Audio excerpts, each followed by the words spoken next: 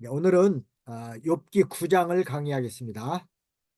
За өнөөдөр Йов номын 9-р бүлгээс үзэх байгаа. 네, 욥기 9장은 의인이 없음이라는 장면입니다. За 9-р бүлгийн сэдв нь болохоор ерөнхий сэдв нь болохоор зөвхт хүн байхгүй. 네, 첫 번째 대지는 사람이 하나님 앞에 의롭다 할 수 없음. Нэгдүгээр хэсэг нь болохоор хүн бурхны өмнө зөвхт гэж хэлж чадахгүй. 1절로 14절. 1-ээс 14. 두 번째는 하나님의 하시는 일은 온전하고 인간은 부족함. Бурхны үйлс нь төгс харин хүн төгс бус.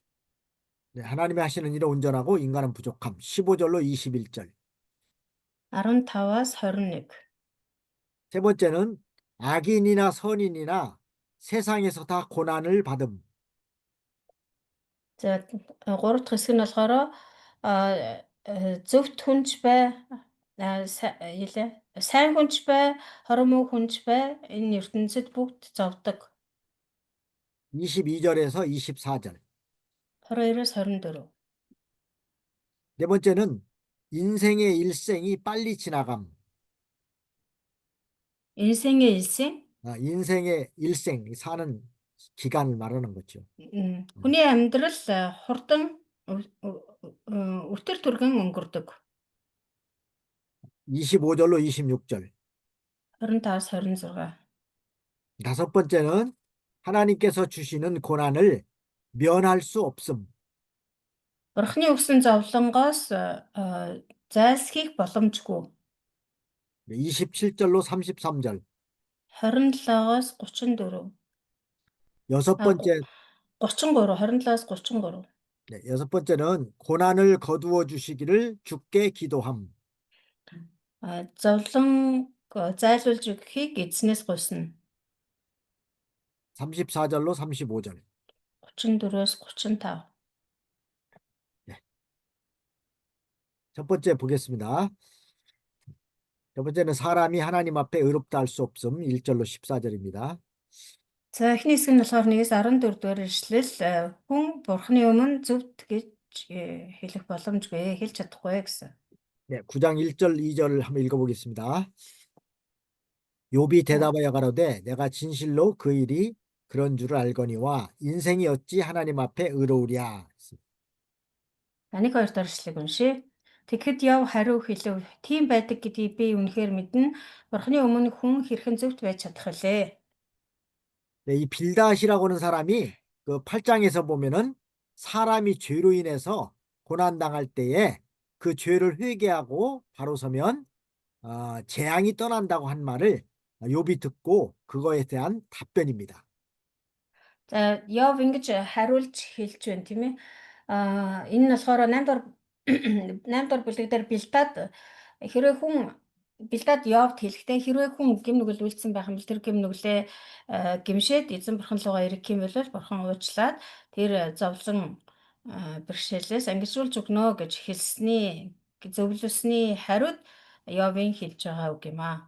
빌닷이 한 말이 일반적으로는 다 옳은 말입니다. За Билдадын хэлсэн үг болохоор ерөнхийдөө бол зөв үг. 사람이 죄로 인해서 고난당할 때는 당연히 그 죄를 회개하고 바로 서면은 이제 하나님께서 그 재앙을 거두어 가십니다.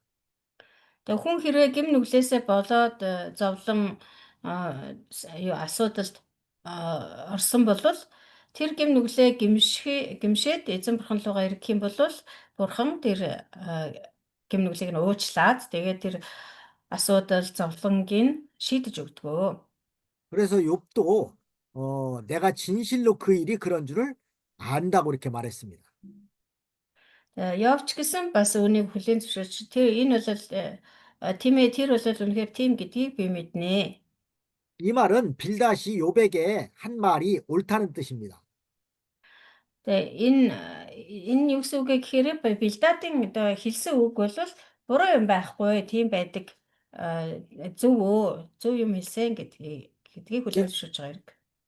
비록 요백에 해당되는 말은 아니지만 옳은 말을 했다는 것입니다. Хэдийгээр яг Йовт одоо тохирсон Йовтай хамааралтай үг биш ч гэсэн ямар ч хэлсэн буруу зүйл биш. Яг л үнэн зөв зүйлийг ярьсан. 그래서 인생이 어찌 하나님 앞에 의로우랴 이렇게 말했습니다. Тэгээ цааш нь хэлэхдээ одоо бурхны өмнө хүн хэрхэн зөвхт байж чадах бэлээ гэсэн байна. 이 말은 욥은 인생 중에 의인은 한 사람도 없다고 믿은 것입니다. Тэгээ эндээс үзэхэд бол Йов хүн төрлөختний дотор бурхны өмнө зөвхт хүн нэг ч байхгүй гэдэгт итгэж байсан. 로마서 3장 10절에도 보면은 의인은 없나니 하나도 없으며 그랬습니다. Ром 3:10 дээрээс ч гэсэн харах юм бол зөвхт хүн алгаа нэг ч алга гэж хэлсэн байдаг. 사람은 모두가 다 죄인입니다. Хүмүүс бол бүгд нүгэлтнүүд байдаг. 최초의 인간인 아담의 범죄로 인해서 그 죄가 모든 인간에게 다 유전돼 내려오기 때문입니다. Тэгээ учир нь хамгийн анхны хүн болох Адамын хийсэн гэм нүглээс болж тэр гэм нүгэл нь бүх хүн төрлөختөнд өвлөгдөж удамшиж ирсэн учраас. 그래서 그 죄를 사함받지 못하면은 인간은 하나님 앞에 갈 수가 없습니다.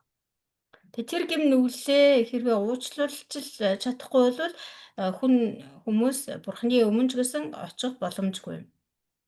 즉 죄를 용서받지 못하면은 구원받지 못한다는 뜻입니다.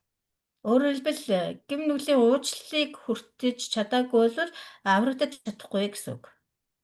근데 그 죄를 바로 예수 그리스도께서 십자가의 피로써 다 용서해 주셨습니다. Тэгвэл Есүс Христ тэр бүх гэм нүглийн нүглүүдийг загалмай дээр өөрийнхөө биеэр уучлсан. 그러나 그것도 예수께서 내 죄를 씻겨주기 위해서 십자가에서 피 흘려줬다는 걸 믿어야만 죄를 사함받는 것입니다. За тэгэхээр тэр нүглийн уучлалыг бид нар зүгээр авчихгүй Есүс Христ миний гэм нүглийг загалмай дээр уучлж өгсөн юм аа гэдэгт итгэж байж л нүглийн уучлалыг авч чадна. 근데 믿지 않는 사람은 절대로 죄를 용서받을 수가 없습니다. Харин итгэдэггүй хүмүүс бол нүглийн уучлалыг хязгаарч авч чадахгүй. 그래서 우리가 사람이 어떤 선을 행함으로 구원받는 것이 아니라 내 죄를 씻겨주신 예수님을 믿음으로 구원을 받는 것입니다. Хүн бол ямар нэгэн сайн үйл хийгээд аврагддаг биш харин миний гэм нүглийг угааж өгсөн Есүс Христийн уучлалаар аврагддаг юм аа. 그래서 인간은 모두가 다 죄인이지 의인은 한 사람도 없다는 것입니다. Тэгэхээр хүн төрлөختөн гэдэг бол бүгдээрээ нүгэлтнүүд болохоос ш тэр дунд яг зөвхт хүн нэгч байдаггүй. 3절에 보면은 사람이 하나님과 쟁변하려 할지라도 천마디에 한마디도 대답하지 못하리라 그랬습니다. 3 дахь эшлэлээр хэрвээ нэгэн түнтэй зөвгийн тухайд маргахыг хүсвэл мянгаас ганц удаад ч түүнд хариулж ис чаднаа. 이게 사람은 전적으로 하나님 앞에 죄를 지었기 때문에 하나님 앞에서 자기가 의롭다고 할 수 없다는 것입니다. Тэр хүн бол ерөөсө бүх талаараа бурхны өмнө гэм нүгэлтэй учраас бурхны өмнө бол оо хизээч өөрийгөө зөвтгөж зөв гэж хэлж чадахгүй маа. 이게 사람이 의를 행해서 하나님 앞에 인정받는 것이 아닙니다. Тэг хүн хэрвээ одоо бурханд хүлээн зөвшөөрөгдөнө гэвэл зөв үйлсийг хийлээгээд бурханд зөвхт болж чадахгүй.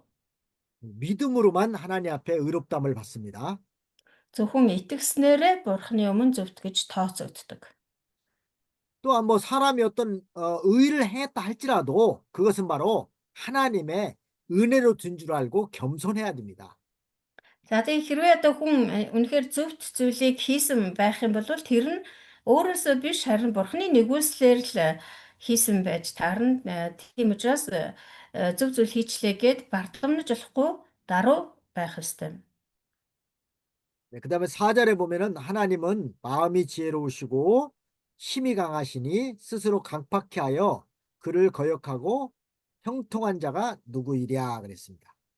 За цааш нь дөрөвдүгээр ишлэл зүрх мэргэн хүч төгөлдөр түүнийг эсэргүүцчихэд амжилт олсон хэн байна аа. 근데 하나님은 마음이 지혜로우시며 그 힘이 강하시기 때문에 인간이 마음을 강팍하게 해서 하나님을 거역하면은 형통할 수 없다는 것입니다. Тэгээ бурхан бол зүрх нь мэргэн хүч нь төгс төгөлдөр байдаг. Тэгээ тийм бурханыг хүн одоо зүрх сэтгэлээ хатууруулж эсэргүүцэх юм бол хизээж амжилтанд хүрэхгүй. 그다음에 5절 보면은 그가 진노하심으로 산을 무너뜨리시며 옮기실지라도 산이 깨닫지 못하며 그랬습니다. За цааш нь 5 Уусыг нүүлэгдэг тэрээр уурандаа тэднийг хөмрүүлэхэд нь тэд яаж гэдгийг нь мэддэггүй билээ. 이것은 큰 지진이 나서 땅이 진동하는 상태를 시적으로 표현한 것입니다. За энэ уулыг нүүлэгдэг гэж хэлсэн байгаа. Энэ нь тэгээ уулыг нүүлэгдэг уурандаа тэднийг хөмөрдөг гэсэн байгаа тий. Энэ нь болохоор одоо газар хөдлөлтийг одоо яруу найраг маягаар шүлгэлсэн маягаар одоо уран дүрслэлээр илэрхийлсэн байна. 뭐 지진이 나면은 뭐 다 흔들리고 또 무너질 수밖에 없습니다. Тэгээ газар хөдлөх юм бол бүх зүйл ингэ суураараа ганхаж нурдаг хөмөрдөг шүү дээ. 이제 하나님께서 한번 뭐 흔들면은 무너지지 않을 사람이 없고 또 하나님께서 이렇게 붙잡아 주시면은 절대로 무너뜨릴 사람이 없는 것입니다. За тэгэхээр бурхан хэрвээ одоо нэг л сэгсрэх юм бол түүнийг одоо барьж тогтоох хинч байхгүй, харин бурхан барьж тогтоож явах юм бол түүнийг нурааж чадах хинч байхгүй.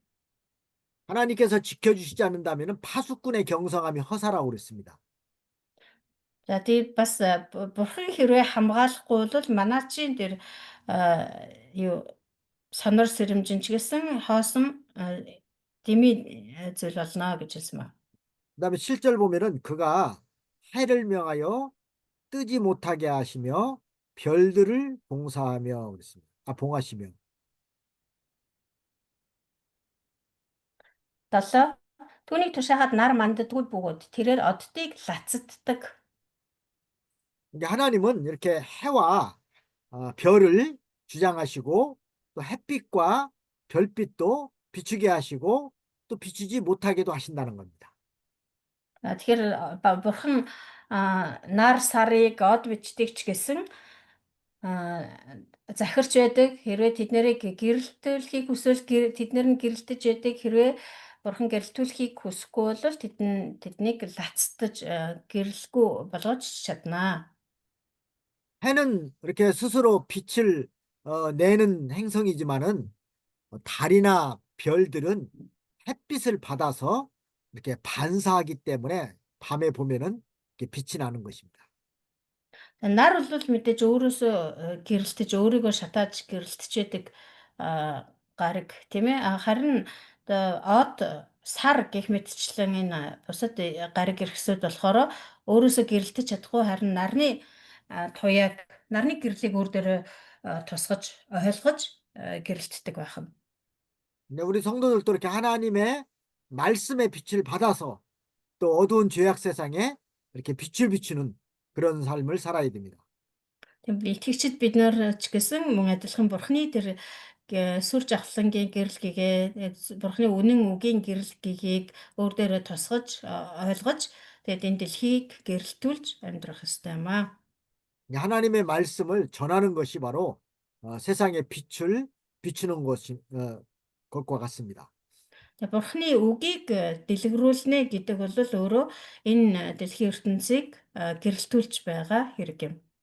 이처럼 하나님은 우주까지도 다스리시고 또 자신의 주권대로 이끌어 나가시는 것입니다. За тэгээ үүнийг харах юм бол бурхан сансар өгтөргөөч гэсэн захирч өөрийнхөө хүслийн дагуу удирдах хөдөлгөж байдаг. 모든 우주 만물을 우주 만물을 하나님이 다 다스리시고 주장하신다는 것입니다. Тэгээ бүхий л орчлон ертөнц энэ ертөнцид байгаа бүхий л юмсыг бурхан өөрөө захирч байдгаа гэсэн үг. 또 8절 보면은 그가 홀로 하늘을 펴시며 바다 물결을 밟으시며 그랬습니다. 8 дугаар эшлэлдэр тэр өөрөө тэнгэрүүдийг сунган татаж далайн давлгаануудыг доош гიშгчдэг. 하나님께서 하늘을 스스로 창조하시고 또한 바다도 이렇게 하나님이 다 다스리신다는 것입니다. Бурхан тэнгэрийг өөрөө бүтээж далай тэнгисийг ч гэсэн захирч байдаг. 이제 바다와 육지가 경계가 있어서 이렇게 넘지 못하도록 다 주장하시는 분도 하나님이십니다. За тэгэд юу их газар болон далай тэнгисүүд бол өөр өөрийн гэсэн хэл хязгаартай. Тэгээ тийм учраас одоо бие биенийхээ тэр хэл хязгаарыг давж орж ирдэггүй. 이것은 하나님의 그 위대성을 나타내는 것입니다. Энэ нь бол Бурхны агуу чанарыг илэрхийлж байгаа. 사람이 어떻게 이 뭐 우주 만물을 창조할 수가 있고 또 모든 그 돌아가는 원리를 사람이 다 주장할 수가 없습니다. Тэгээ энэ дэлхийн ертөнц байгаль дэлхий яаж одоо эргэлдэж оршин тогтнож байгаа тэр бүхнийг бол хүн ерөөсөө хийж чадахгүй. Энэ дэлхийн ертөнцийг ч бүтээж чадахгүй. 그러니까 뭐 지구나 모든 그 행성들은 이 태양을 중심으로 해서 이렇게 일정하게 돌고 있습니다. Тэгээ дэлхийн бөмбөрцөг болон бусад одоо юу гариг иргэсүүд бол бүгд нарыг тойрон эргэлдэж байдаг. 그러니까 계절이 있고 또 기후가 다른 것입니다. Тэгээ тийм учраас юу одоо улирлууд байдаг. Тэгээд бас уур амьсгалын одоо ялгаанууд байдаг байгаа. 그러니까 뭐 계절이라고 하면 이제 봄, 여름, 가을, 겨울 이런 계절들이 다 수시로 바뀌는 것입니다. Тийм учраас л энэ дөрвөн улирал тийм ээ өвөл хавар зам намар гэсэн дөрвөн улирал тойрон ээлжилж эргэлдэж байдаг. 이런 모든 그 이치를 하나님께서 다 주장하고 계시다는 것입니다. Тэр энэ бүх одоо зам ёс энэ ертөнцийн энэ тогтолцоог бүгдийг бурхан өөрөө захирч байдаг.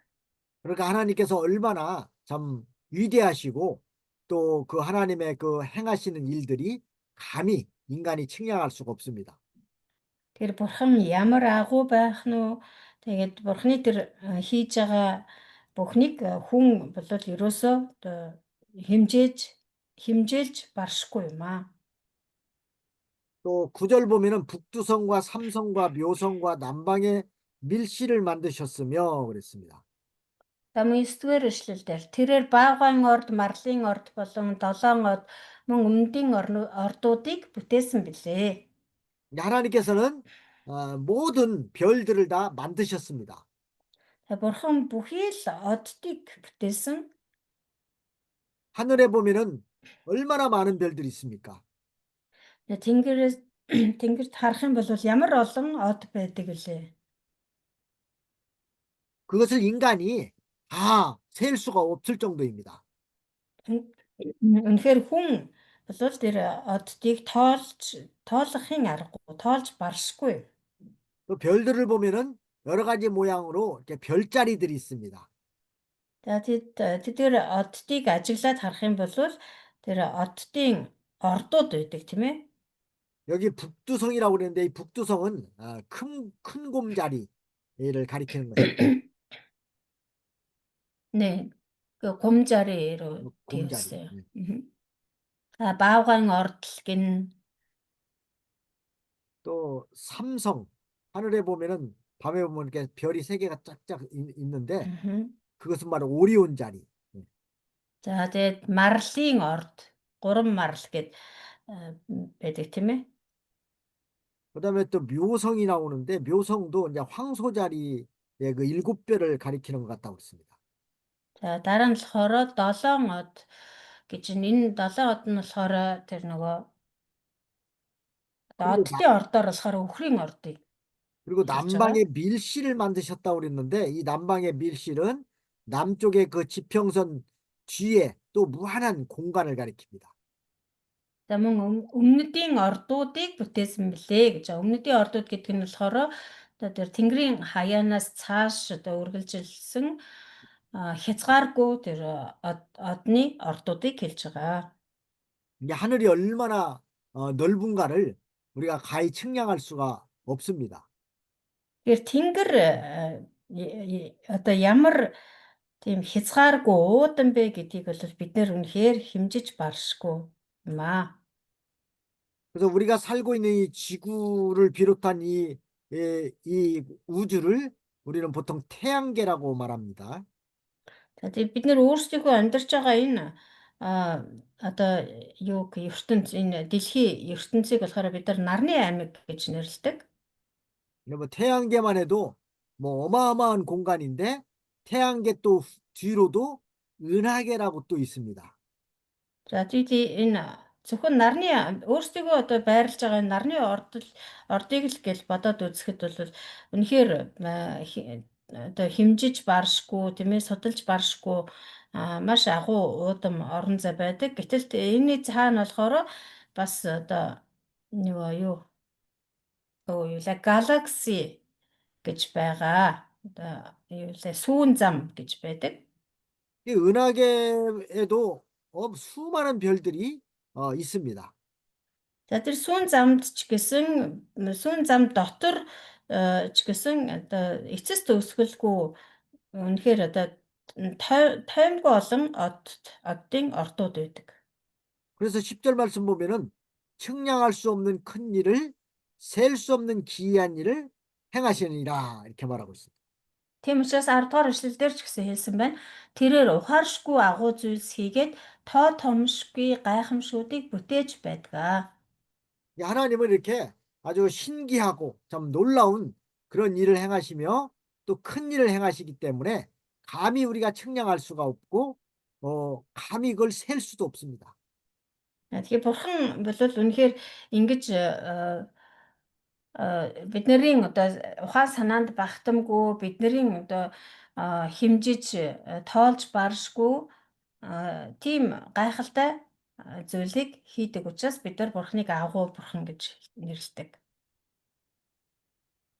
그다음에 11절 말씀 보면은 그가 내 앞으로 지나시나 내가 보지 못하며 그가 내 앞에서 나아가시나 내가 깨닫지 못하느니라 그랬습니다.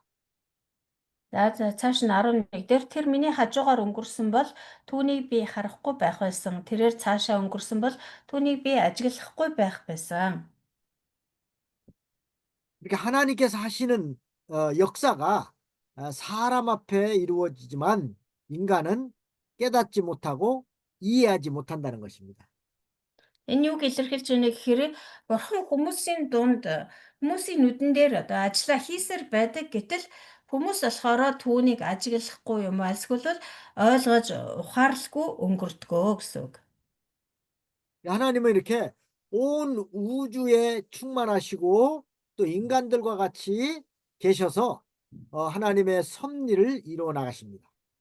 За тэгээ бурхан бол яг ингэж бүх одоо орчлон ертөнцийн даяар оршиж байдаг. Тэгээ бас хүмүүсийн дунд хамт байж хүмүүсийн дунд ажиллаа хийж байдаг. 12절 보면은 하나님이 빼앗으시면 누가 막을 수 있으며 무엇을 하시리까? 누가 물을 수 있으랴 하겠습니다. За цааш нь харах юм бол тэрээр шүүрэн авахд хэн түүнийг саатуулж чадах вэ? Хэн та юу хийж байна вэ гэж түүнд хэлж чадах байсан бэ? 이제 하나님께서 빼앗아 가면은 천하에 막을 사람이 하나도 없다는 것입니다. Тэгэхээр бурхан булааж авах юм бол энэ ертөнцид түүнийг зогсоож чадах хинч байхгүй гэсэн үг. 이게 누가 감히 하나님께서 왜 그렇게 하느냐고 질문할 사람도 없습니다. Тэгээ энэ дэлхий дээр энэ дэлхий дээр байгаа хүн төрлөختөнд дундаас нэг ч хүн та юу хийж байгаа юм бэ гэж бурханд хэлж чадахгүй. 하나님께서 빼앗으시면 우리 인간은 다 내놓을 수밖에 없습니다. Хэрэв бурхан булааж авах юм бол хүмүүс бид нар зүгээр л өхөөс өөр аргагүй. 하나님께서 우리의 생명도 불러가시면은 감히 누가 다시 돌아오게 할 수 없습니다. Тэгээ бурхан бас бидний амь насыг булаагаад авах юм бол хэн түүнийг буцааж өгч чадах вэ? 뭐 안 내놓겠다고 뭐 발부둥 친다고 그래서 그것이 그대로 되는 게 아닙니다. 예? 안 내놓겠다고? 뭐 아, 하나님께서 내놓으라고 할 아, 때 나 안 내놓겠다고 한다 해서 그게 안 내놓어지는 게 아니라는 것입니다. мгм. Тэгээ бид нэр одоо бурхан өг гэхэд нь өхгүй гэж одоо булаацалдаж чадах хинч байхгүй маа. 그렇다고 하나님께 왜 가져가십니까? 이렇게 우리가 반문할 수도 없습니다. Тэгээ дээрэс нь бас бурхан авлаа гэхэд та яагаад авчиж байгаа юм бэ гэж бурханы өдөөс үг сөргөөцөлдөж чадах хинч байхгүй. 재물도 우리에게 필요하면 하나님이 재물을 주시기도 하시고 또 다시 또 하나님이 필요하면 다시 빼앗아 가기도 하십니다. Эд баялагч гэсэн юм адилхан бидэрт хэрэгтэй бол бурхан өгч л байдаг. Бас бурханд хэрэгтэй бол буцаагаад авч л байдаг. 그걸 감히 인간이 왜 가져가십니까? 이렇게 항의할 수 없다는 것입니다.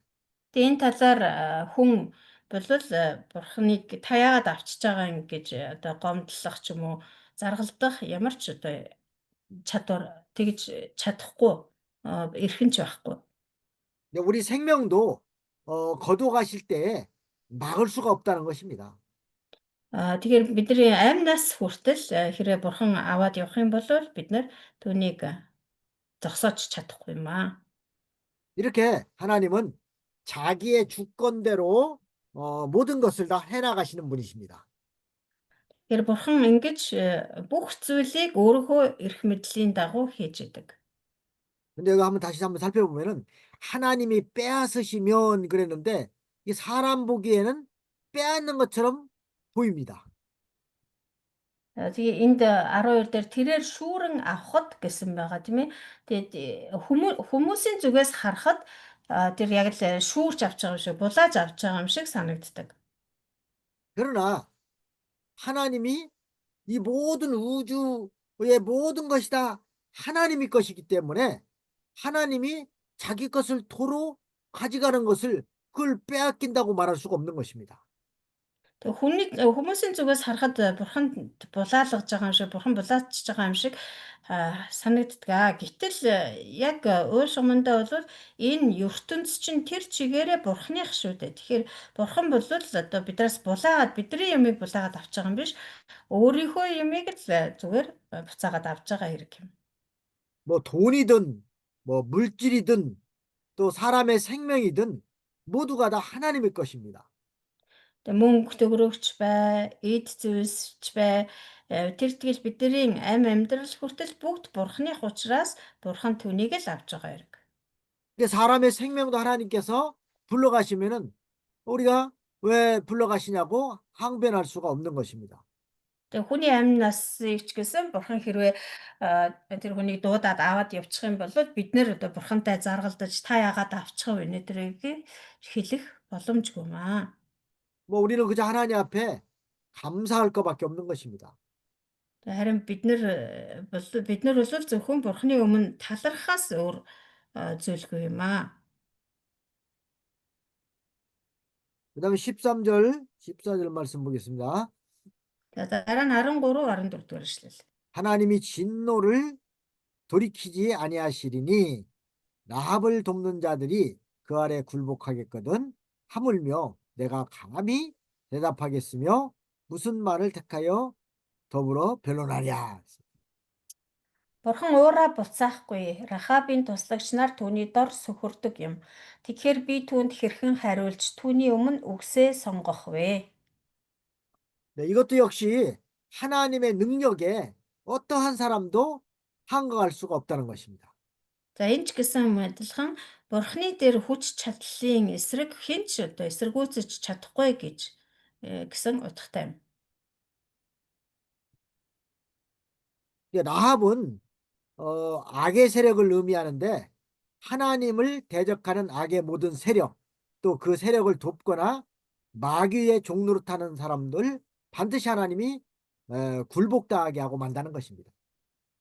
Рахаб гэдэг нь болохоор одоо тэр бузар муу хүчнийг хэлж байгаа.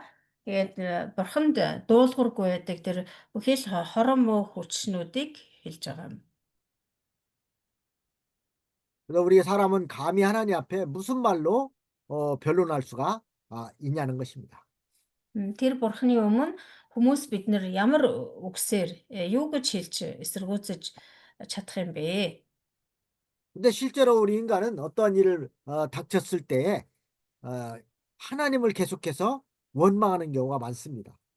Гэтэл бодит байдал дээрээс харах юм бол хүмүүс бид нэр өөртөө ямар нэгэн асуудал бэрхшээл тохиолдоход бурханы өмнө очиод бурханд одоо гомдолдог байгаа. 그다음 두 번째로 하나님의 하시는 일은 온전하고 인간은 부족함. 15절로 21절입니다. За дараагийн 2 дугаар хэсэг энэ болохоор 15-аас 21 дээр ишлэл бурханы үйлсэл төгс төгөлдөр харин хүмүүсэл дутууд улмиг юм гэсэн. 네, 15절 보겠습니다. 가령 내가 의로울지라도 감히 대답하지 못하고 나를 심판하실 그에게 간구하였을 뿐이며 그랬습니다. 15 хэдийгээр би зөв байсан ч хариулж чадахгүй байсан шүүгчийнхээ өршөөлийг би гуйх ёстой байж. 자, 욥은 자기 양심에는 의롭다고 생각되지만 하나님 앞에서는 자기가 의롭다고 대답하지 못한다는 뜻입니다. За энэ юу гэсэн үг вэ гэхээр яг мэс чанарынхаа хувьд бол Йов гарцаагүй зөвхт хүн байсан. Гэхдээ хэдийгээр өөрөө зөвхт байсан ч гэсэн бурхны өмнө бол өөрийгөө зөвхт гэж зүрхэлж хэлж чадахгүй гэсэн үг юм. 왜냐하면은 자기 양심이 표준이 아니라 하나님께서 표준이 되시기 때문입니다. Яг вэ гэвэл Йовын одоо мэс чанар нь яг гол хэм хэмжүүр биш харин бурхан 하나님의 뭐가 하나님이 표준이 되신다고요.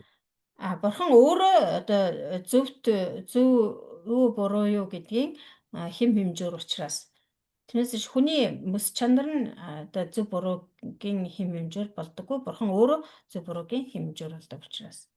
네, 그래서 자기 생각으로는 자기가 의롭다고 생각되지만 하나님 표준에 맞춰 보면은 의인이라 할 수가 없다는 것입니다.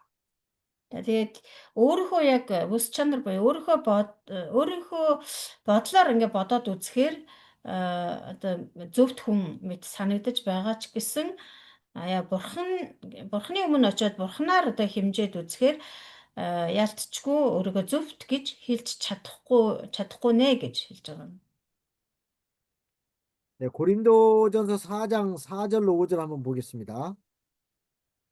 Коринтожонсо 4장 4절 5절 4-ийн 4 전서 4-ийн 4-өөс 5 дугаар эшлэл. 한번 Тэгээд 읽어보겠습니다. Коринт 4-ийн 4-өөс 5. 4절에서 5절입니다. 내가 자책을 아무것도 깨닫지 못하나 그러나 이를 인하여 의롭다함을 얻지 못하노라. 다만 나를 판단하시리는 주시니라. 그러므로 때가 이르기 전 곧 주께서 오시기까지 아무것도 판단치 말라. 그가 어두움에 감추인 것들을 드러내고 마음의 뜻을 나타내시리니 그때 각 사람에게 하나님께로부터 칭찬이 있으리라. Өөрийнхөө эсрэг мэдэх юм надад байхгүй ч үүгээрээ би зөвтгөгдсөн юм бишээ. Харин намайг шүүгч нь эзэн мөн. Иймд цагаас өмнө эзний гэртэл юу ч бүү шүүхтэн. Эзэн харанхуйд нуугдсан юмсыг гэрэлд гаргах бөгөөд зүрхний санааг илрүүлнэ. Тэгээд бурхнаас хүн бүрд магтаал ирэх болно. 모든 것은 하나님께서 판단하실 일이지 사람이 뭐 옳다 그르다 이렇게 판단할 수가 없습니다. Бүхий л зүйлийг бурхан л шүүгнө гэхээс хүн одоо шүүгч болоод энэ нь зөв энэ нь буруу гэд байж чадахгүй тэх нь буруу юм аа гэж. 특별히 하나님께서 하시는 일을 우리 인간이 왜 이렇게 하셨습니까? 이건 부당합니다. 이런 식으로 말할 수가 없다는 것입니다. Ялангуяа одоо бурхны хийж байгаа Зүйл бурхны одоо үйл хэргийн талаар бол бид нэр бурханд хандаж бурхан энэ нь зөв байна, энэ нь буруу байна гэж хэлэх ямар ч чадвар байхгүй. 네, 그다음에 16절 봅니다. 가령 내가 그를 부름으로 그가 내게 대답하실지라도 내 음성을 들으셨다고는 내가 믿지 아니하리라. За цааш нь 16 хэрэв би дуудаж тэр надад хариулсан бол дуу хоолойг минь тэр сонссон гэдэгт би итгэж чадахгүй байх байсан. 여기 내가 그를 부름으로 하는 말은 욥이 하나님께 부지런히 기도한 것을 가리킵니다. Би дуудаж гэсэн байгаа. Энэ нь болохоор Йов бурхны өмнө маш одоо хичээнгүйлэн залбирч байсан гэдгийг илэрхийлж байгаа. 또 내 음성을 들으셨다고 는 내가 믿지 아니하리라 그랬는데 За мөн дуу хоолойг минь тэр сонссон гэдэгт би итгэж чадахгүй байх байсан гэсэн. 이것도 하나님은 욥을 의롭게 여겨서 응답하신 것이 아니라는 것입니다. За энэ нь ч гэсэн юу хэрэв бурхан хариуллаа гэхэд тэр нь Йовыг болол зөвхт гэж тооцсондоо хариулж байгаа хэрэг биш ээ гэсэн үг. 자, 이것을 보면 자기가 기도했기 때문에 하나님께서 무엇을 주셨다고 생각하거나 또 하나님께 내세울 만한 어떤 공로가 있어서 받은 줄로 알면은 잘못된 생각입니다. За эндээс харахад бол маш чухал зүйл харагдж байгаа.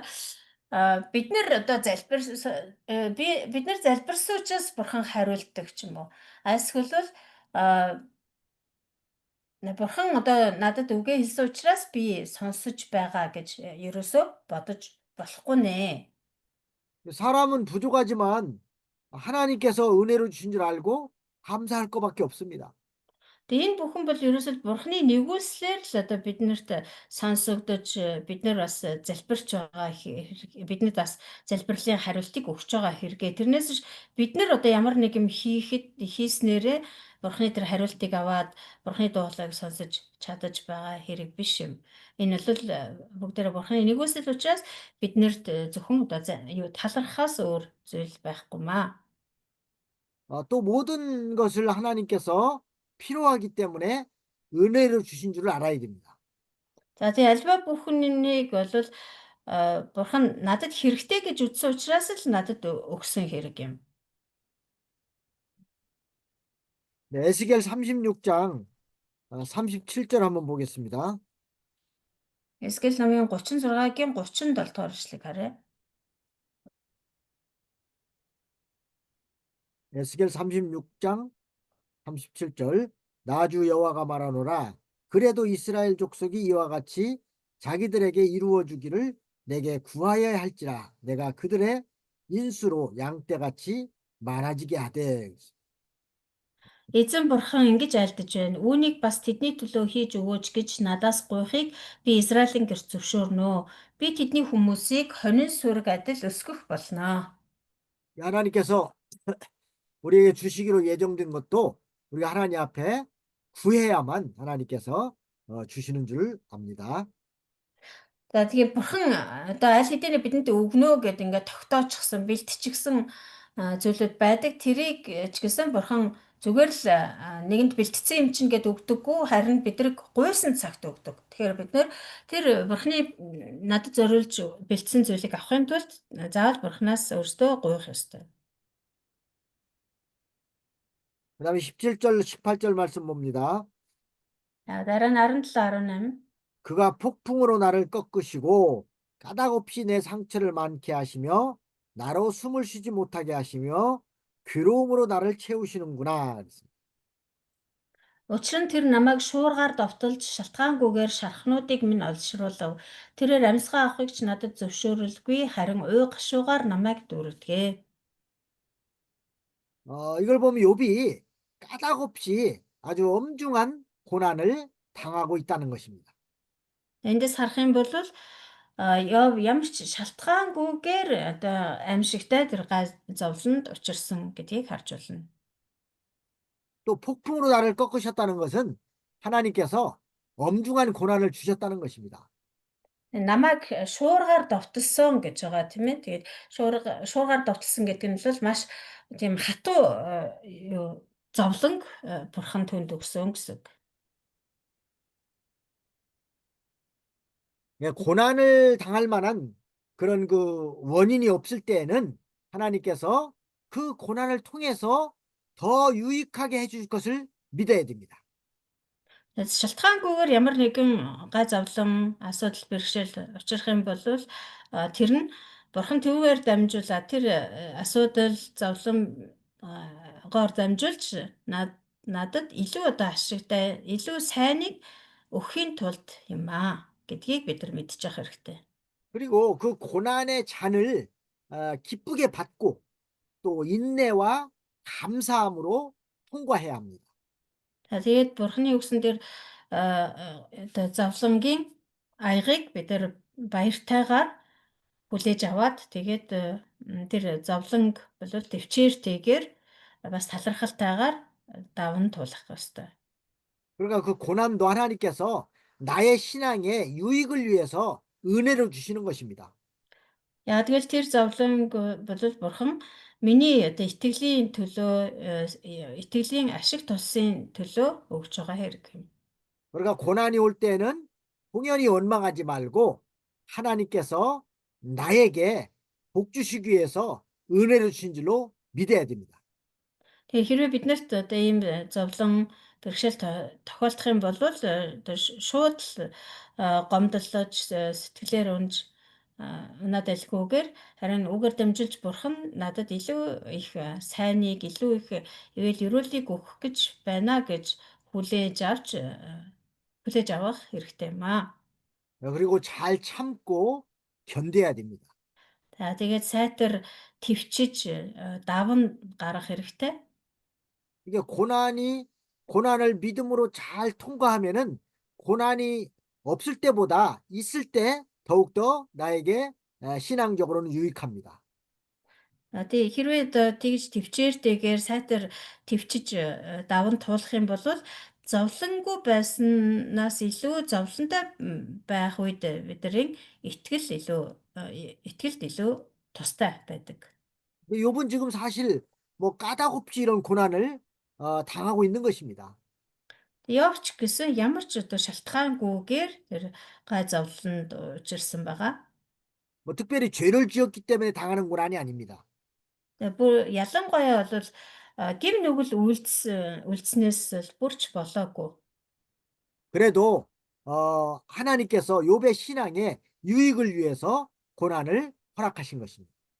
Тэгсэн ч гэсэн бурхан Йовын итгэлд тустай учраас энэ зовлон гамшигыг түнд зөвшөөрсөн байна. 그래서 그 고난을 기쁨으로 또 감사함으로 잘 통과하면은 더욱더 자기 신앙에 유익이 된다는 것입니다. Тэгэхээр ийм зовлон бэрхшээлийг бид нэр төвчээртэйгээр бас талархалтайгаар давж туулах юм бол бидний итгэлд тустай байдаг бахнэ. 그다음 19절 말씀 보겠습니다. 힘으로 말하면 그가 강하시고 심판으로 말하면 누가 그를 호출하겠느냐 그랬습니다. За цааш нь 19 дэх эшлэл хүчний тухайд харагтун тэрээр хүчит нэгэн юм. Шударга ёсны хувьд түүнийг хэн дуудаж чадах вэ? 사람은 하나님의 능력과 겨룰 만한 힘이 없습니다. Хүн төрлөختөнд бол бурхны хүчний эсрэг тэрслэх хүч чадал байхгүй. 또 하나님께서 하시는 일을 사람이 변동할 수도 없습니다. Бас бурхны хийж байгаа ажлыг хүн өөрчилж чадахгүй. 이게 하나님이 한번 예정하시고 계획하신 모든 일들은 하나님의 뜻대로 다 이루시는 것입니다. Бурхан нэгэнт юу төлөвлөсөн, урдаас тогтоосон зүйлээ бол заавал яг өөрийнхөө төлөвлөснөөр хийж дуусгадаг. 만약에 사람이 그 일을 방해하거나 반대하게 되면은 오히려 하나님 앞에 그 사람만 징계를 받는 것입니다. Харин хэрвээ хүн одоо тэр ажилд нь саад болох юм бол зогсоох юм бол тэр хүн харин ч бурханаас шийтгэл хүртэнэ. 하나님이 하시는 일에 우리는 전적으로 잘 협력하고 받드는 자가 복을 받는 것입니다. Тэг Бурхны хийж байгаа бүхнийг сайн хүлээж авч харин ч түүнтэй хамтрагч болох юм бол тэр хүн эрүүлтэй байх болно. 하나님 앞에 또 징계를 받으면서도 계속해서 깨닫지 못하고 거역하고 나가는 사람도 있습니다. Тэгэд Бурхан ингэж шийтгээд зэмлээд байхад ч гэсэн түүнийг ойлгож ухаарахгүй Бурхантай тэрсэлдэж мөчөөргсөөр байдаг хүмүүс олон байдаг. 그래서 만약에 어떤 징계가 올 때 이것이 내 죄 때문에 오는 징계인지 하나님께서 나를 바로 세우려고 은혜를 주시는 것인지 우리가 바로 깨달을 줄 알아야 됩니다. Тэгэхээр Бурханаас ямар нэгэн зэмлэл шийтгэл ирэх юм бол энэ нь миний гэм нүглээс болсон уу эсвэл Бурхан намайг илүү сайн сайханд хүрэхийн тулд өгч гин үү гэдгийг 잠시만요. 죄 때문인지 또 하나는 하나님이 나에게 은혜를 주시는 것인지 Бурхан надад илүү сайн нэгүслийг өгөхийн тулд байна уу гэдгийг бид нар сайн ойлгож ухаарах хэрэгтэй. 만약에 죄 때문에 오는 고난이라면은 자기 죄를 찾아서 하나님 앞에 회개해야 됩니다. Хэрвээ миний гэм нүглээс болсон ял шийтгэл зэмлэл шийтгэл байх юм бол тэр гэм нүглээ хурдхан шиг олж илрүүлээд тэгээд хурдан гэмших хэрэгтэй. 은혜를 주시는 고난이라면은 잘 참고 감사함으로 견뎌야 됩니다. Харин нэгүслээ үзүүлэхийн тулд зөвшөөрсөн зовлон бэрхшээл байх юм бол сайтар төвчж даван туулж тэгээд бас талархах хэрэгтэй юм аа. 그러면은 모든 것이 다 합력하여서 선을 이루신다는 것을 깨닫게 됩니다. Хэрвээ тэгэх юм бол бүхий л зүйл бидний сайн сайхны төлөө байдаг гэдгийг бид нар олж харах болно. 그다음 20절 말씀 보겠습니다. За дараа нь 20 дугаар ишлэл. 가령 내가 의로울지라도 내 입이 나를 정죄하리니 가령 내가 순전할지라도 나의 패괴함을 증거하리라 그랬습니다. Би хэдий зөвхт ч гэсэн миний ам намайг буруутгах болно. Би хэдийгээр өөлөх өөгүй ч гэсэн тэр намайг буруутай гэж тунхаглах болно. 자, 그러면 현재 고난받을 만한 죄가 없다고 할지라도 전지전능하시고 절대 의로우시고 완전하신 하나님 앞에서는 자기를 죄인이라고 할 수밖에 없다는 것입니다. За тэгээ яг одоо миний одоо үйлдчихсэн ч юм уу би одоо үйлдэж байгаа тийм гэм нүгэл байхгүй байлаа ч гэсэн тэр газар тэнгэрийг бүх ертөнцийг бүтээсэн тэр агуу бурхны өмнө өөрийгөө одоо зүрхэлж зөвхт хүн гэж хэлж зүрхлэх нэг ч хүн байхгүй. 근데 우리는 하나님 앞에 다 죄인일 수밖에 없다는 거예요. Тэгэхээр бид нар бол хизээд бурхны өмнө нүгэлтэн байхаас өөр аргагүй юм. 내가 어떤 의를 행했다 할지라도 또 내가 어떤 선한 일을 행했다 할지라도 하나님 앞에는 다 우리는 죄인이라는 것을 알아야 됩니다.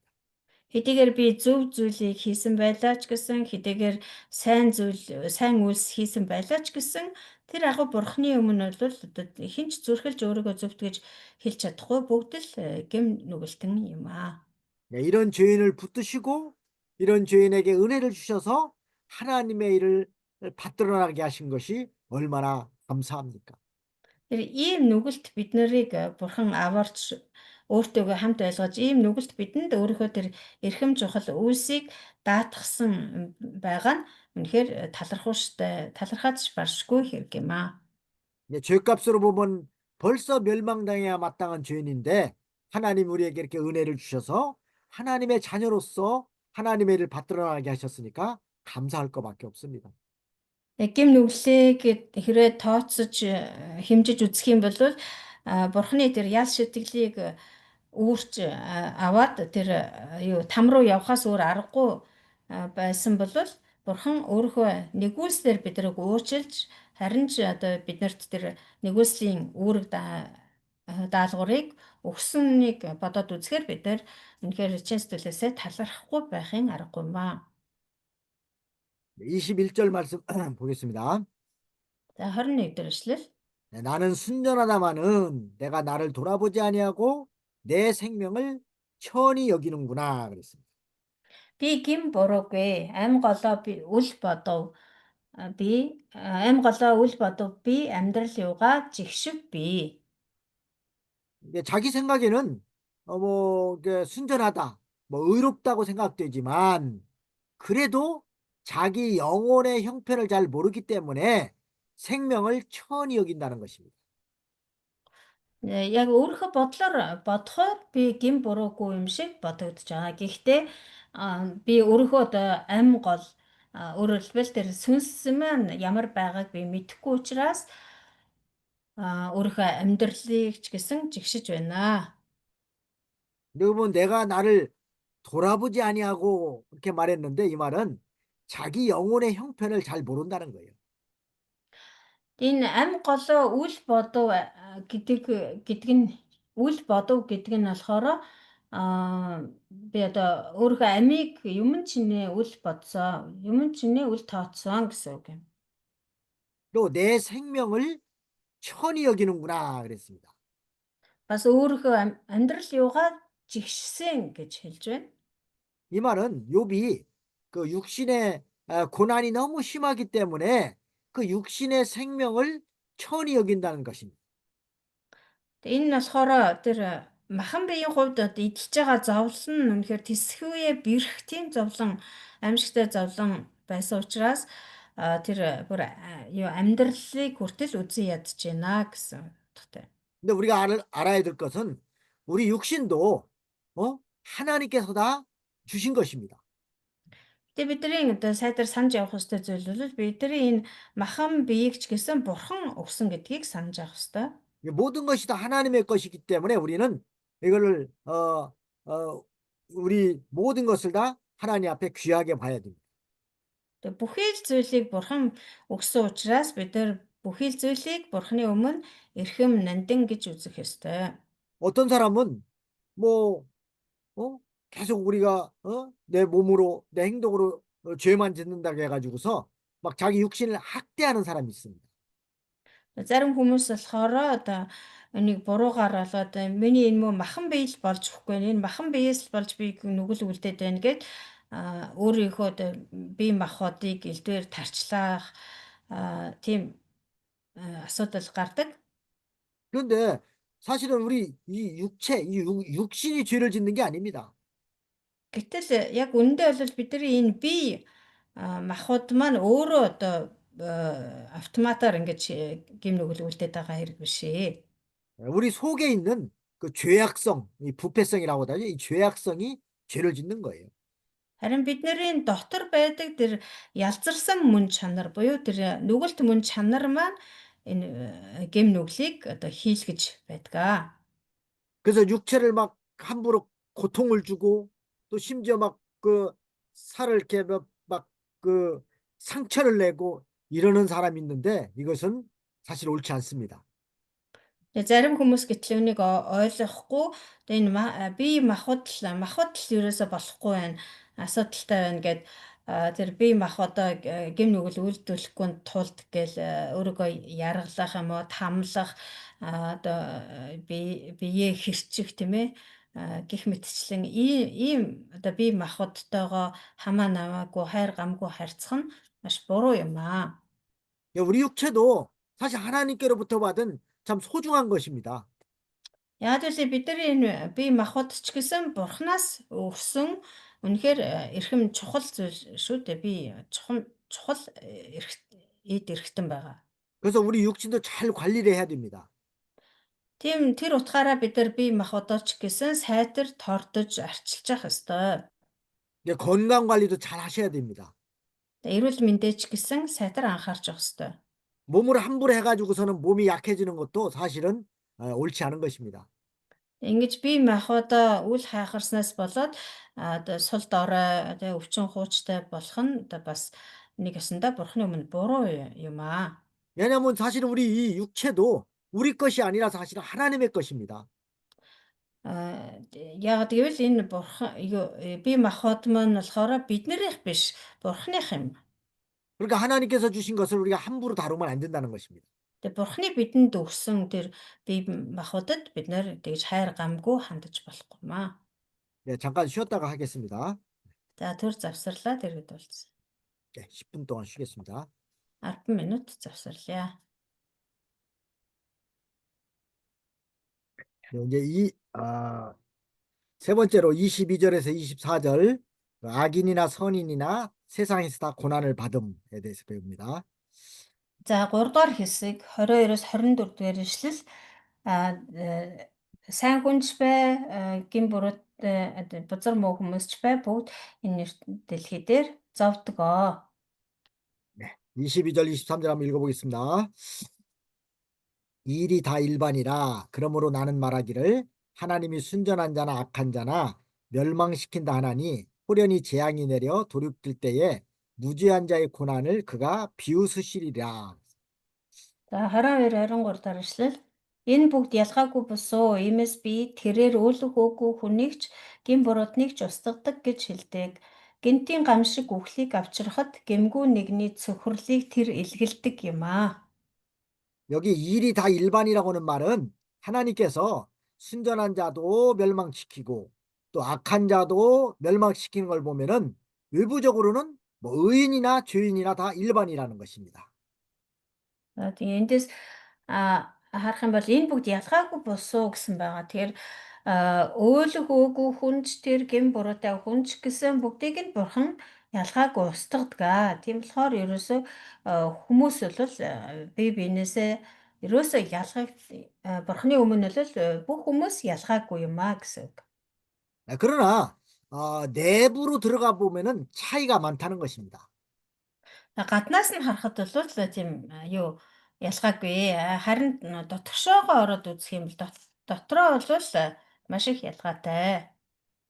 이 안 믿는 사람이 세상에서 고난당하는 것은 죄값으로 당하는 것이 많습니다. За итгэгч биш хүмүүс энэ дэлхий дээр одоо зовж зүдэрдэгийн шалтгаан нь бол гим нүглээсээ болсон байх тохиолдол олон байдаг. 그러나 믿는 성도가 고난당하는 것은 그 고난 속에서 연단시켜서 하나님의 자녀로 온전히 만들어서 천국에서 상을 주려는 것입니다. Харин итгэгч хүмүүст гай зовлон тохиолддог нь бол тэр гай зовлон дотор бурхан илүү одоо хүчрхэгжүүлж, илүү бэхжүүлж, дасгалжуулаад тэгээд бурханы хүүхэд болгоод эцэст нь бол Тэнгэрийн хаанчлалд шагнал өгөхийн тулд байдаг. 그래서 뭐 안 믿는 사람하고 믿는 사람하고 당하는 고난이 다 차이가 있다는 것입니다. Энэ үднээс болвол итгэгч болон итгэгч бус хүмүүсийн хооронд эрс ялгаа байдаг. 또 24절 말씀 보면요.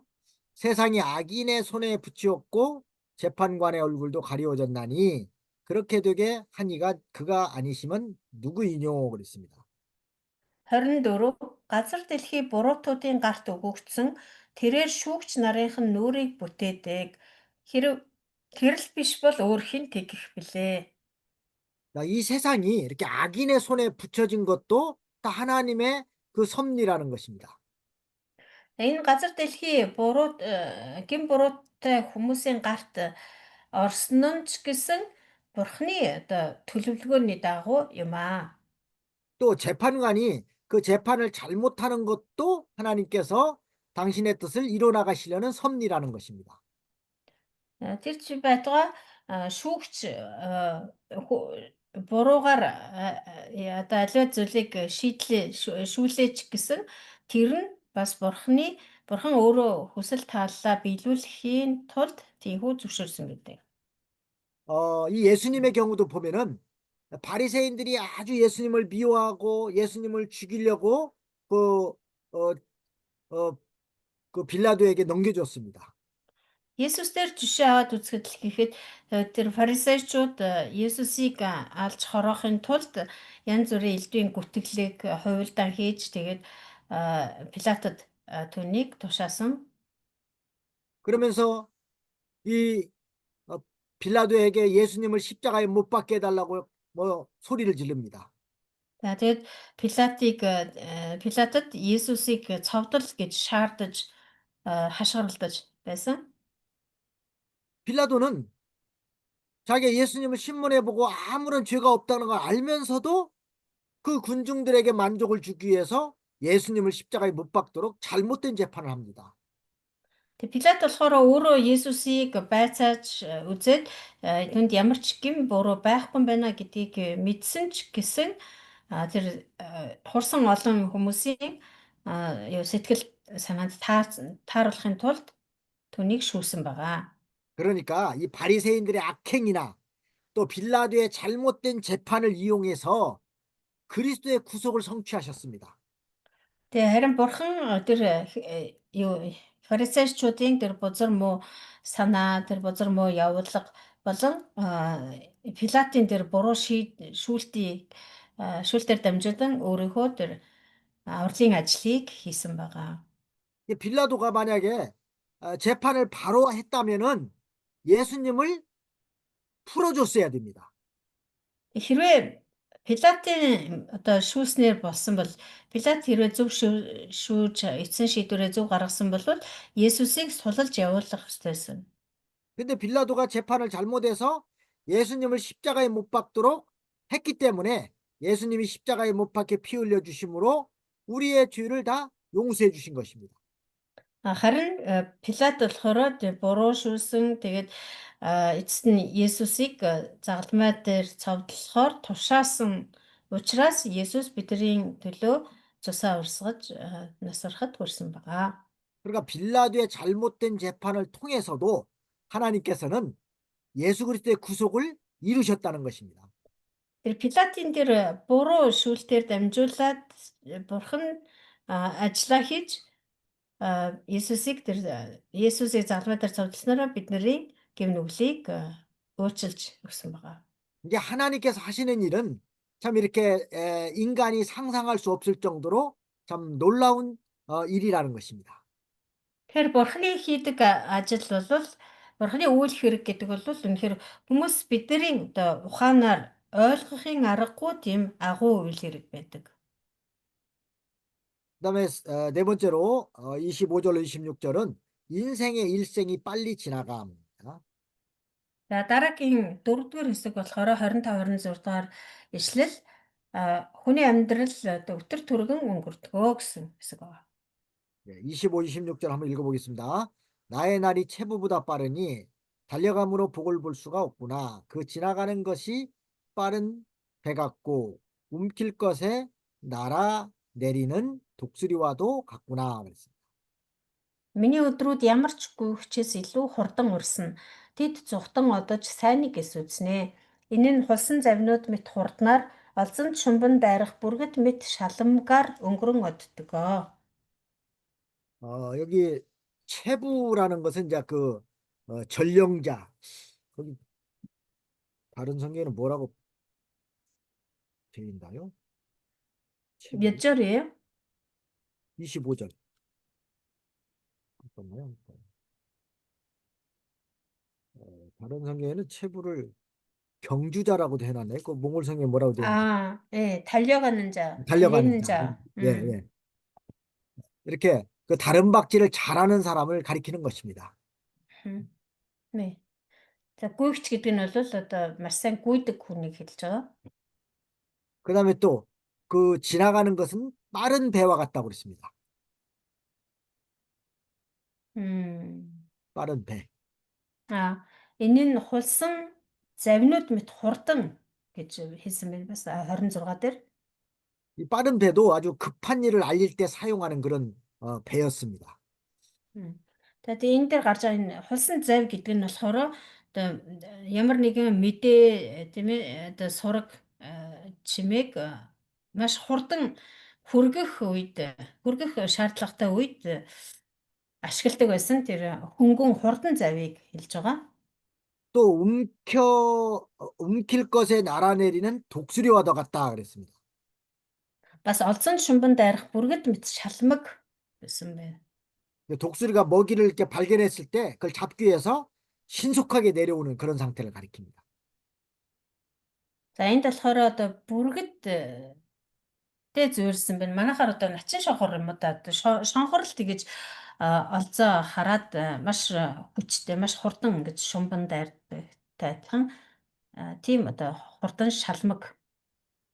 자, 이건 이제 다 똑같은 표현인데, 우리 인간의 그 일생이 아주 빨리 가고 또 빠른 배와 같이 신속하게 움직이는 독수리 같이 빨리 지나간다는 것입니다. За тэгэхээр энд бол одоо тухайн үеийн хүмүүсийн ихээр одоо хамгийн хурдан гэж бодсон тэр зөвлөлүүдийг хэлсэн ашигласан бололтой. Тэгээд эдгээр зүйлс одоо маш хурдан байдаг шиг хүний амьдралч гэсэн ийм өтөр түргэн маш хурдан өнгөрч чаддгаа гэсэн. 우리가 나이 먹는 것이 좀 그렇게 빨리빨리 먹는다고 생각이 안 드십니까? Тэгээд та нар одоо нас ингээд явж байна гэж бодохоор маш хурдан ингээд хөгшрөөд байгаа юм шиг санагддгүү. 뭐 어릴 때는 왜 이렇게 빨리 나이가 안 먹나 이렇게 생각이 들 수 있었는데, 이제 뭐 자, 이제 장년이 되고 뭐 노년이 가까워지면은 어우, 하루 한 해 한 해가 금방금방 지나간 것처럼 느껴집니다. Багада болохоор хурдан том болох юмсан. Яагаад ингэж хурдан том болохгүй байна гэж боддог байсан бол нас бид хүрээд одоо дунд наснаас эхлээд бараг л одоо нас бол бараг өдөр өдрөөр нэмэгдээд байгаа юм шиг л хурдан өнгөрч байгаа. 이게 나이가 많이 드신 분일수록 물어보면은 아, 세월이 빨리 간다. 이렇게 답합니다. Мгм. Тэгээ ахмад настай хүн байх тусам хэрвээ тэр хүнээс одоо цаг хугацаа хэр хурдан өнгөрч байна гэх юм бол одоо нас ч одоо маш хурдан одоо юу харуулсан сум шиг л өнгөрч байна шүү гэж хэлдэг байгаа тийм ээ. 이 세월이 빨리 지나간다는 것은 결국은 하나님 앞에 갈 날이 점점 가까워진다는 뜻입니다. Тэгэхээр энэ цаг хугацаа хурдан өнгөрч байна гэдэг маань эцсийн эцэст бурхны өмнө очих өдөр улам бүр урдж байна л гэсэн үг. 그럼 혹시 그런 생각 안 해보셨습니까? 내가 하나님 앞에 지금 섰을 때 과연 나는 하나님 앞에 칭찬 들을 수 있는 사람인가? Тэгвэл та нар ингэж бодож үзсэн үү? Хэрэв би одоо бурхны өмнө очиод зогслоо гэхэд бурхнаас үнэхээр магтаал сайшаал хүртэхээр амьдрч чадсан уу үгүй юу гэж.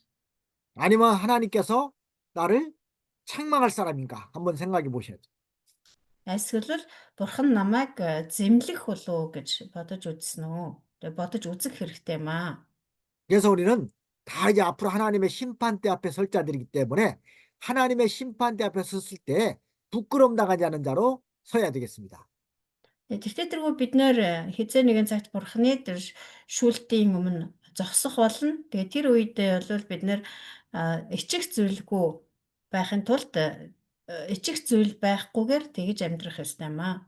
그러려면은 이 빨리빨리 지나간 이 세월을 시간을 잘 붙잡아서 믿는 일 하는데 잘 사용해야 되겠습니다. Тэгэхийн тулд бид нэр ингэж асар хурдтай урсан өнгөрч байгаа энэ цаг хугацааг дэмий хос өнгөрүүлж болохгүй итгэлийн амьдралдаа маш тууштай шамдаж амьдрах хэрэгтэй. 마치 우리 인생은 아침 안개와 같이 빨리 지나가는 것입니다. Бидний амьдрал бол яг л өглөөний манан мэт маш хурдан арилж оддог. 뭐 풀의 꽃과 같이 빨리 지나가는 것입니다. Тэмүүн өвс шиг хурдан хагдардаг аа.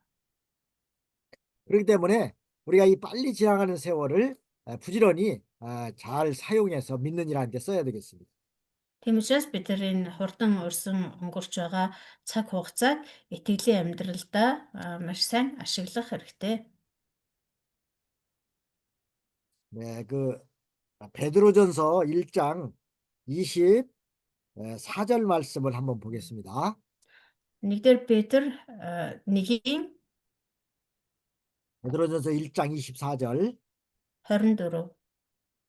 그러므로 모든 육체는 풀과 같고 그 모든 영광이 풀의 꽃과 같으니 풀은 마르고 꽃은 떨어지되 오직 주의 말씀은 세세토록 있도다 했으니 너희에게 전한 복음이 곧 이 말씀이니라 그랬습니다.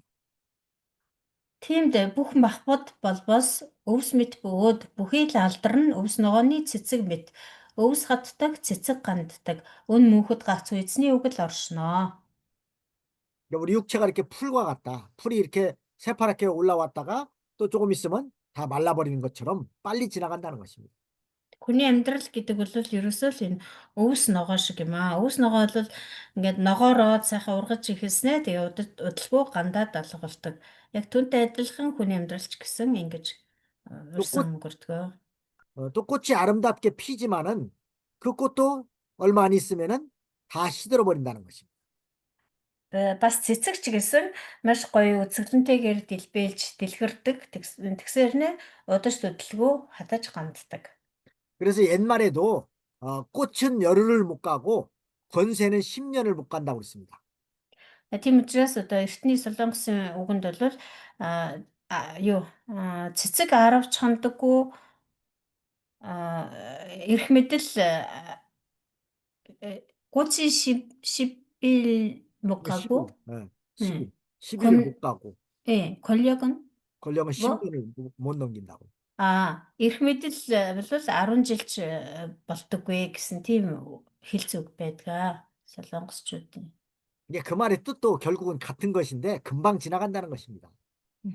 Цэцэг 10 хондоггүй эрх мэдэл 10 жилээс хэтэрдэггүй гэсэн. Тэгэд энэ бол одоо яг тэр одоо тэрхэн зуртал одоо оршин тогтнож байгаа алга болчдгоо. 이게 아무것도 안 하고 Удаан байж 있으면, чаддаггүй гэсэн үг. 예, 아무것도 안 하고 있으면은 그냥 시간을 다 낭비해 버리는 것입니다. Тэгэхээр бид нар юу ч хийхгүй зүгээр суудах юм бол тэр хайрын сайхан цаг хугацааг өрн таран хийж байгаа хэрэг. 성경에 보면 세월을 아끼라고 그랬습니다. Библиэлд хэлсэн байдаг цагийг авар гэж тийм ээ. 그 아끼라는 말은 아무것도 안 하고 가만히 있으라는 뜻이 아니라 그 세월, 그 시간을 잘 쓰라는 것입니다. Юу Солонгос Библиэд болохоор авар гэдгийн оронд гамна гэсэн үг байдаг. Тэгэхээр цагийг гамнаа гэсэн гамнах гэдэг нь болохоор одоо юу ч хийхгүй одоо хайрлал тэр цагийг одоо хайрлаж гамнаж байгаа нь ингээл юу ч хийхгүй суугаад бай гэсэн үг биш. Харин тэр хайрын сайхан цагийг дэмий үрэлхгүйгээр үр ашигтайгаар өнгөрөө гэсэн утгатай. 네, 시편 90편 그 10절 말씀 보면은 시편 90편 10절 Дуудлал 90:10-ыг 9-р бүлгийн 10-р эшлэгийг харах юм бол 우리의 연수가 70이요 강건하면 80이라도 그 연수의 자랑은 수고와 슬픔뿐이요 신속히 가니 우리가 날아가나이다. амьдралын маань өдөр хоногуд 70 жил хүч чадалтай байхаас 80 жил боловч тэдгээрийн оргилон зүдүр уй гашууданд өнгөрнө. Тэгвч энэ нь ч өнгөрч бид халин одно гэсэн. 근데 우리 인간이 보통 한 70년, 80년 살면은 이제 거의 하나님 앞에 갈 때가 됐다는 뜻입니다. Тэгэхээр ер нь хүмүүс ихэвчлэн нэг 70 80 жил наслаад тэгэл дараа нь бурхан руу одоо очтгоо бурханы улс руу явдгаа гэсэн үг.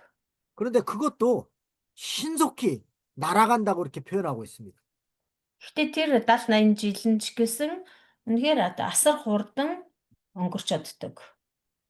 뭐 우리나라 사람 같은 경우는 요즘 보면은 보통 뭐 한 80은 다 보통 더 넘겨 사시고 건강한 사람은 보통 다 90 넘도록 사시더라고요.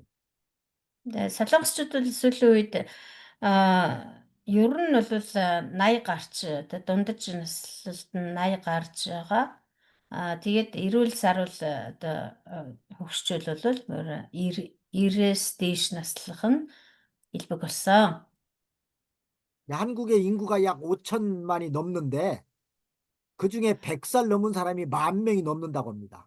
Тэгээд Солонгос бол хүн ам нь бол одоо 50 сая орчим гэж байгаа. Тэгээд тэр дундаас 100-аас дээш настай хүмүүс бол 10,000 гаруй байдаг гэсэн тооцоо байдаг. 그러니까 뭐 건강하면 보통 100살도 산다는 뜻입니다. Тэгээд энэ нь болохоор хэрэг эрүүл байх юм бол ер нь бол 100 илүү наслнаа л гэсэн үг юм. 그런데 100살이 긴 것 같지만 사실 100살도 금방 지나간다는 것입니다. Тэгээ 100 наслаа гэхээр их л удаан наслах юм шиг санагдаж байгаа. Гэтэл үгүй юм аа. 100 наслаач гэсэн тэр амьдрал маш хурдан өрсөж өнгөрдөг. 네, 그래서 믿는 일 하는데 이 시간을 잘 활용해야 되겠습니다. Тийм учраас энэ цаг хугацааг бид нэр итгэлтийн амьдралдаа үр ашигтай ашиглах ёстой маа. 네, 그다음에 다섯 번째는 이제 27절에 33절은 하나님께서 주시는 고난을 면할 수 없음입니다. За дараагийн 5 дугаар хэсэг нь болохоор 27-аас 33 дугаар ишлэл Бурхны өгсөн юу зовлонгоос зайлсхийх боломжгүй гэсэн хэсэг байгаа. 27, 28절 한번 읽어보겠습니다. 가령 내가 말하기를 내 원통함을 잊고 얼굴빛을 고쳐 즐거운 모양을 하자 할지라도 오히려 내 모든 고통을 두려워하오니 주께서 나를 무죄히 여기시 않으실 줄을 아나이다. 27-28-ыг уншия. Хэдийгээр гомдлоо мартаж, гуниг төрхөө орхиж, үжэнтэй бай гэж хэлдэгч би бүх өвчин зовлонгоосоо айдаг. Учир нь та намайг гэмгүй гэж тооцохгүй гэдгийг би мэднэ.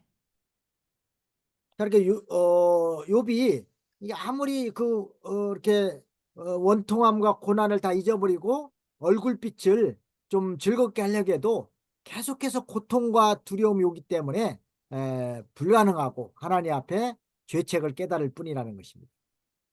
Тэгээ Йов хэдийгээр тэр зовлон гунигаа мартаад хөвгөлтэй хөнгөн байя гэж хичээсэн ч гэсэн тэр өвчин зовлон одоо амьсгтайгаар түүнийг зовоож исэн учраас хөвгөлтэй сайхан байж чадахгүй. Тэгээ түүнээс болоод Бурхны өмнө үргэлж гэмтэй мэд бодогддгоо гэсэн байна.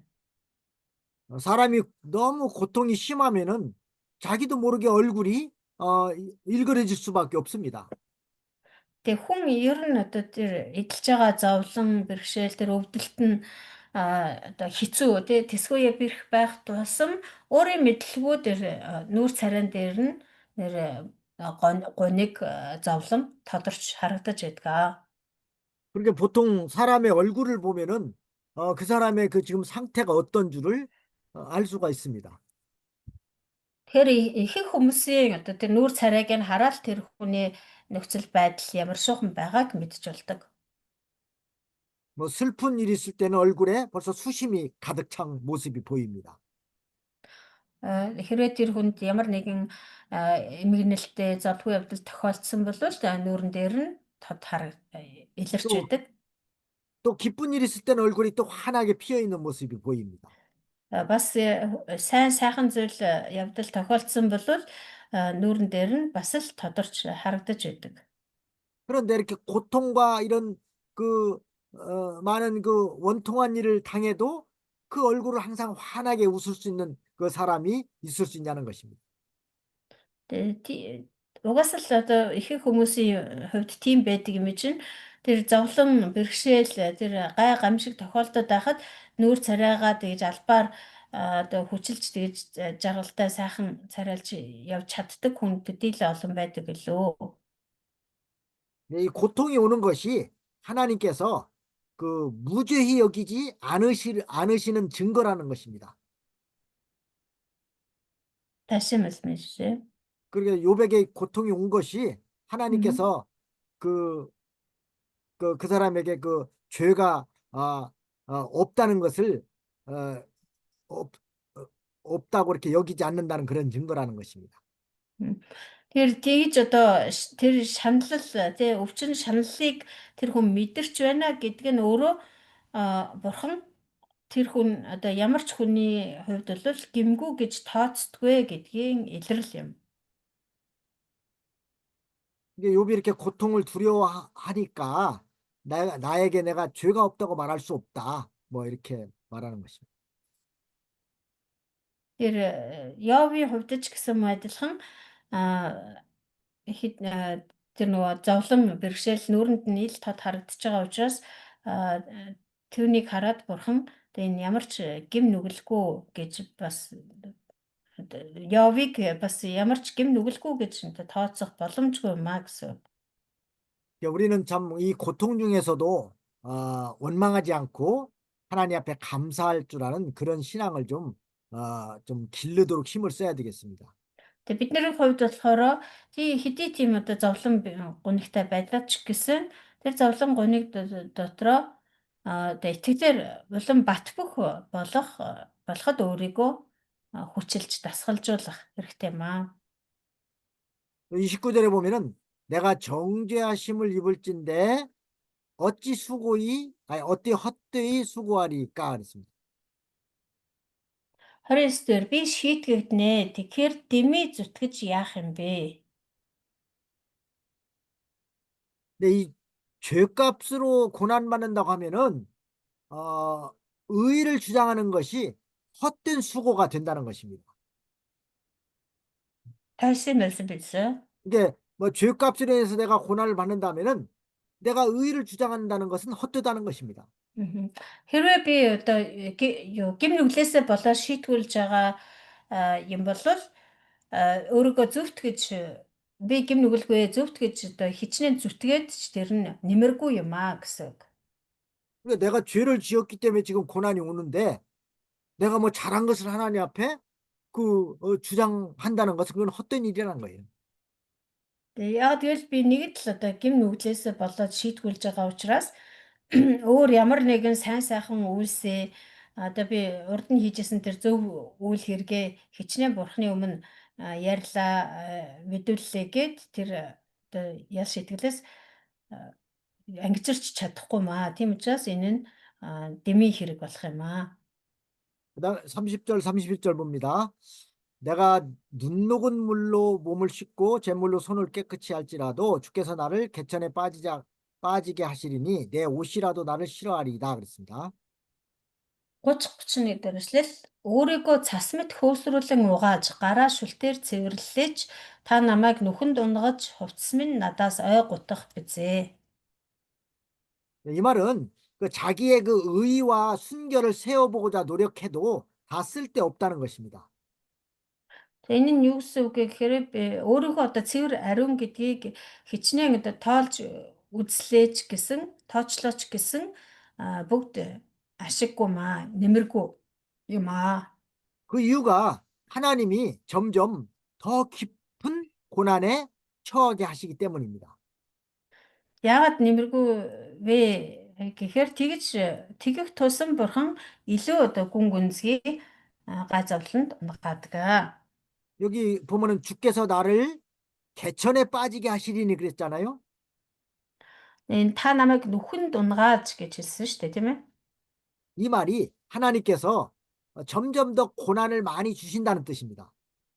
Энэ нь бол бурхан тэр гайхамшиг улам бүр одоо улам хүнд хэцүү гайхамшгийг зовлон өгдөг гэсэн үг.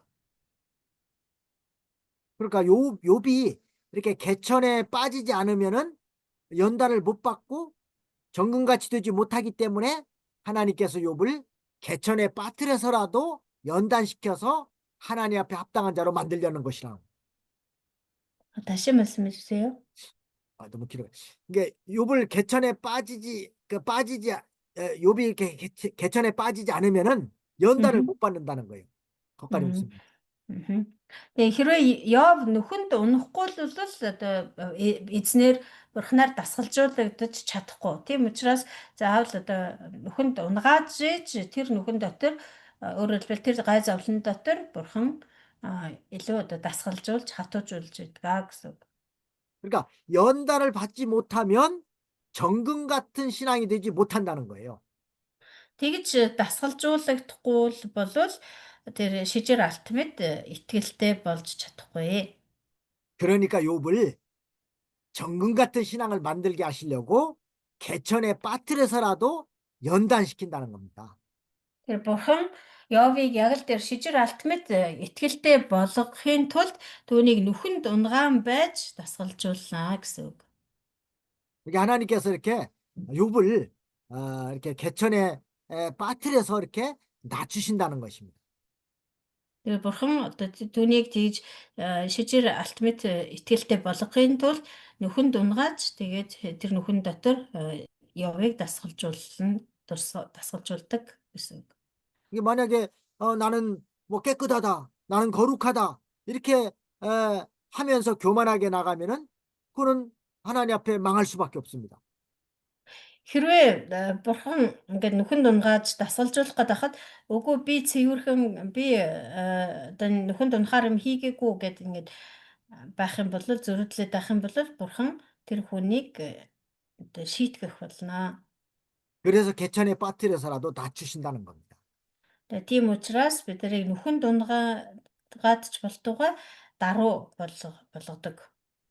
이게 자기가 내 옷이라도 나를 싫어한다고 그랬는데 이것은 자기가 스스로 의롭다고 생각하던 자가 개천에 빠진 다음에는 자기의 더러움을 증거한다는 것입니다. За цааш нь хувцас минь надаас ой гутах бизээ гэсэн байгаа тийм. Тэгээ энэ нь болохоор тэр өөрийгөө би цэвэрхэн би одоо өөсөйгүү гэж бардамнаж байсан хүмүүс тэр нүхэнд орсон хойноо өөрийгөө ямар ой гутмаар гэм нүгэлтэй хүн бэ гэдгийг ойлгож улаах болно гэсэн үг юм. 네, 그다음 32절로 30절 봅니다. 하나님은 나처럼 사람이 아니신즉 내가 그에게 대답함도 불가하고 대질하여 재판할 수도 없고 또 양측 사이에 손을 얹을 판결자도 없구나. 32, 33이에요. 네. 32, 33. Учир нь тэрээр хүний хүү биш ээ. Миний асууж болох хамтдаа тэгээд шүүх рүү явж болох над шиг хүн биш билээ. Бид хоёрын аль алин дээр гараа тавих шүүгч гэж бидний дунд үгүй. 네, 하나님께서 하시는 일은 의롭기 때문에 하나님께서 하신 일에 대해서 뭐 불가하다고 대답하거나 또 재판할 수가 없다는 것입니다. Бид Бурханы хийж байгаа бүхэн зөв шударга учраас Бурханы дээр ажлын талаар энэ нь зөв энэ нь буруу гэж хэлэлцэх эрх хүнд ч байхгүй. 이 하나님께서 하시는 일 그 자체가 온전하고 선하기 때문에 뭐 재판받는 것보다 낫다는 것입니다. Бурханы хийж байгаа зүйл өөрөө Бурханы хийж байгаа тэр үйл хэрэг өөрөө сайн бөгөөд төгс учраас тэр Бурханы тэр үйлстэл нь л итгэхэд хангалттай. Тэрнээс ч одоо шүүн хэлэлцэх ямар ч шаардлагагүй юм аа. 그러니까 하나님이 하시는 일을 감히 누가 재판할 수 있냐는 것입니다. Өөрөөр хэлбэл Бурханы хийж байгаа зүйлийг хэн шүүж чадах юм бэ гэсэн үг. 그래서 하나님께서 하시는 것은 다 순전하고 의로운 줄 알고 사람은 하나님이 하시는 일은 마땅합니다. 이렇게 해야 한다는 거예요. Тиймээс Бурханы хийж байгаа бүхэн бол зөв бөгөөд шударга сайн гэдгийг хүмүүс хүлээн зөвшөөрч таны хийж байгаа болгон зөв юм а гэж дуулууртай хүлээж авах хэрэгтэй гэсэн.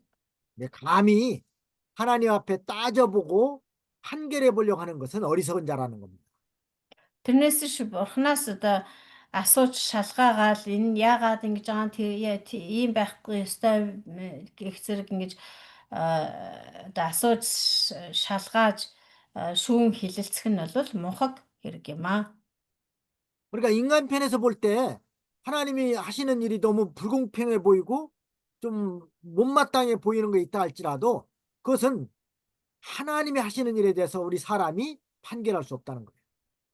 Тэгээ хүний зүгээс харахад бол Бурханы хийж байгаа ажил нь одоо буруу юм шиг эсвэл шударга биш юм шиг харагдаж магадгүй. Гэвч нэгэнт л Бурханы л ажил бол тэр Бурханы ажил бидэрт зөв буруу харагдах нь хамаагүй. Бурханы ажил гэдэг утгаар нь бид нар өгдөөгүй хүлээн зөвшөөрдөг байх ёстой. 왜 그런 불평할 때가 있어 사람이 하나님 너무하십니다. 그런 불평할 때 있죠. 이건 아주 불신앙적인 말입니다. Тэгээ хүмүүс тийм үе тохиолддог шүү дээ. Бурхан та арай л хитрхи юм а гэж одоо гомдлох ийм байж болно гэж үү гэх мэтчлэн гомдлох үедэг. Энэ бол үнэхээр одоо итгэлгүй хандлага юм а. Итгэлгүй гэдгээ харуулж байгаа хэрэг юм. 그러니까 우리 입에서는 항상 하나님 감사합니다. 이런 말이 나와야지 하나님 너무하십니다. 이런 말이 나오면 안 됩니다. Бидний амнаас үргэлжл одоо бурхан минь танд талархаж байна. Баярлалаа гэсэн ийм үгс гарч явах ёстой болохоос ш бурхан та арай л хитрхи юм. Та яаж ингэж чадчихна гэх мэт үгсэд бол гарахад зохисгүй юм. 네, 그다음에 여섯 번째로 34절로 35절은 고난을 거두어 주시기를 주께 기도함입니다. За дараа нь 34-өөс 35 дахь эшлэл энэ зовлонгоос амжруулж өгөхийг гуйсан гэж байна. 네, 34절, 35절 읽어보겠습니다. 주께서 그 막대기를 내게서 떠나게 하시고 그 위험으로 나를 두렵게 하지 아니하시기를 원하노라. 그리하시면 내가 두려움 없이 말하리라. 나는 본래 그런 자가 아니리라. 34-35 тэр саваагаа надаас холдуулж түүний аюун шиг намайг бүү түгшүүлэг. Тэгвэл би түүнээс эмээлгүй ярина. Учир нь би дотроо иймэрхүү биш гэдгээ мэдэх билээ. 네, 주께서 그 막대기를 내게서 떠나게 해달란 말은 그 막대기는 고난을 가리킵니다. За энд саваагаа надаас холдуулж гэж байна. Энэ нь саваа гэдэг нь болохоор Бурхны одоо өсөн тэр зовлон хэлж байгаа. 근데 욥은 그 고난의 막대기를 거두어 달라는 것입니다. За тэгээд ихэн Йоб болохоор тэр зовлонгийн савааг надаас холдуулж өгөөч гэсэн байна. 그 고난의 막대기로 인해서 욥이 두려워하고 있기 때문에 그 막대기를 치워줘야만이 두려움 없이 말할 수 있다는 것입니다. Тэр зовлонгийн саваа нь Йобыг айлгаж байгаа учраас тэр саваагаа холдуулж ижил бурханд үгээ хэлж чадхаар бурхандаа ярьж чадхаар болно. 그리고 마지막에 보면 나는 본래 그런 자가 아니니라 그랬잖아요. Тэгээ хамгийн сүүлд нь болохоор учир нь би дотроо иймэрхүү биш гэдгээ мэднэ гэсэн байгаа шүү дээ. 네, 이 말은 욥은 본래 그런 징계 막대기를 맞을 만한 자가 아니라는 것입니다.